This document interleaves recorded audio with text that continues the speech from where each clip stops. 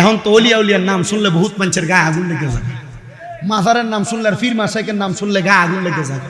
আছে না নাই? এই যে সিলেটের ডিসির কথা শুনেন নাই, ডিসি সরোয়ার এক কইছে শাহজালালের মাজারের এই দান বাক্সগুলো সিলগালা করে দাও, এই দান বাক্স টেহা পয়সার হিসাব দেয় না।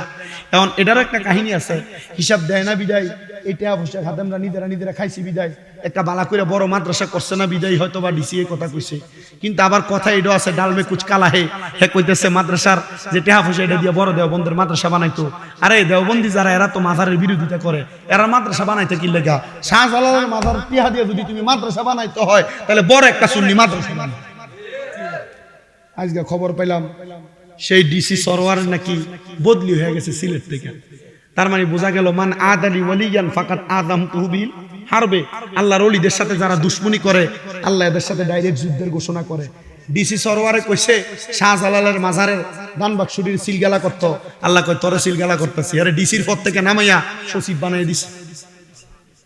আমি আজকে এখানে আসার সময় একটা পোস্ট করছি ফেসবুকে, ডিসি সরোয়ার যা করুক আর না করুক এজন সিলেটটা ছাড়ার আগে শাহজালালের মাজারে যাই একবার মাফ চাই।